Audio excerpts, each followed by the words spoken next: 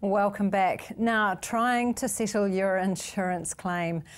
Who hasn't needed some independent advice or help? We're going to take a look at 3 independent and free advisory or advocacy services that residents can access. Firstly, there's the Residential Advisory Service, there's the Breakthrough Program and the Canterbury Insurance Assistance Service.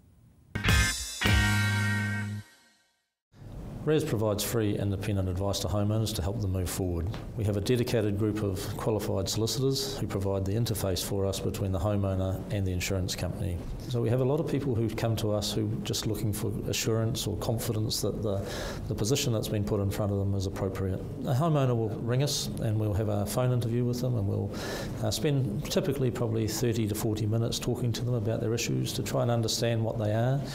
If they come into the service, then they will expect a meeting with one of our independent advisors, a qualified lawyer, and spend 2 hours or so with them identifying what the key issues are.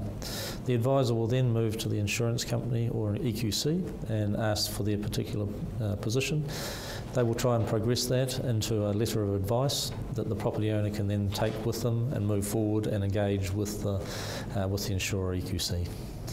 86% of our customers who contact us would recommend RAS as a service to access. The service is free, so whether they access the advisors, the solicitors, the technical panel that we access, or the multi-party meeting which is facilitating outcomes, that is all free. So there's 2 phone numbers that they can get, 0800 777 299 or 03 379 7027, or on our website www.advisory.org.nz. We do provide a level of advocacy in the sense of we don't take people down the litigation pathway. Obviously we're there to identify merit and assist the property owner in moving forward and resolving the issues. We assist them by trying to facilitate the negotiation, multi-party meetings, attending those with the client. It's an advocacy built on merit of claim as opposed to a blind, you're paying me a fee, therefore I will advocate for you regardless. It's not that type of advocacy. Community law can help with undercap and overcap claims with insurers or EQC. What we have with each of the insurers plus EQC are dedicated lines of communication or dedicated managers and people on the other side responsible for taking forward the claim and communicating back through RAS or to the property owner.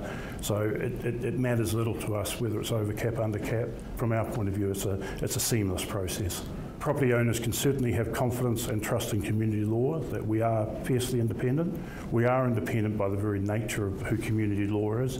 We're also independent because the rules of professional conduct that govern the practice ensure that we have to deliver a certain level of independence and advocate and advise our clients in a certain way. So people should have no doubts at all. We are very independent. We look at a situation on its merit and we respond on its merit. To contact community law and enter the residential advice service, you can go to the internet under www.advisory.org.nz, or there's a free call number 0800 777 299. So I'm Leanne Curtis. I am the team leader at CanCERN. In terms of picking a name, we wanted to be able to say it wasn't just about Christchurch, it was all of the affected areas across Canterbury, and that we were a network, that we were going to function as a network of community groups as opposed to really focusing on individuals.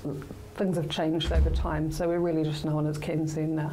We put out a weekly newsletter, so that comes out on a Friday, and it's really gathering in the information that's coming out from agencies, and also trying to make some sense of it as well for people, because there's so much information, and people can subscribe to that email just by going onto the website, which is cancern.org.nz.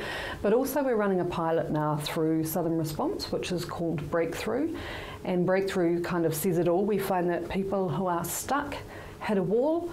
It might be a wall where they can't communicate, or a wall where they don't want to communicate anymore. There's some friction there, relationship breakdown. Maybe they can't get the information that they need to be confident about their choices, their decisions. So the pilot Breakthrough is really designed to give people that confidence. We meet with them, we talk through where it is that they're stuck. it's really spending time talking to the person. So it does, it takes its time. The aim for us as an organisation is to see if we can streamline a pathway so that we don't have people having to use very complex processes to unstick themselves if their situation is particularly easy. All of our details are on either on the Facebook page, which is just CanCERN, or they can get in touch with us through the website that we have, which is www.cancern.org.nz.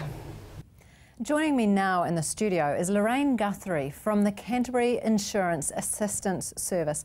Hi Lorraine, how are you? Hi, good, thank you. Hi. Look, thanks for coming in and spending some time because this is a really complicated issue. Can you explain to me what CS, which is the Canterbury Insurance Assistance Service, does? It's often referred to as CS, but does that confuse people when they don't quite know who they're meant to be talking to? No, I don't think so. I think because it's the full name is Canterbury Insurance Assistance Service. CS is just once you're in, people begin to call it that. So yeah, well, the other one's quite a mouthful, isn't it? Yes, so, that's right. For sure. Yeah. Okay, so tell me, how did it actually come about, and what is your role in this whole process? CS is a community initiative, really. So last year, a number of sort of high-profile people like Mike Coleman and others recognised that there was a need for a community-driven, independent advocacy service that would just put the homeowners' desire for fair play first, and would just there to advocate and assist homeowners, and that it would sort of deal with the mistrust that might be there around any government agencies. I think actually you might have hit on a wee nerve there too. I think mistrust is quite a major emotion that's sort of running through these people that are still struggling to come to terms with their final decisions and they're part of the rebuild. What is it that makes you different from some of these other services, essentially? Is it the independence? No, because the others are independent as well. One probably is that we're just insurance focused. Right. So okay. yeah, our belief is that for the people that are vulnerable and perhaps their well-being's not the best, if we can just deal with and resolve the insurance issues, their well-being will come back. Oh yeah, because this is adding up to a lot of people's extra stress as well. Hugely. So does that mean therefore that you're dealing with overcap, or do you deal with undercap? How does that work? We deal with undercap, and it could just be a table, or to overcap 500, 700,000. Yep.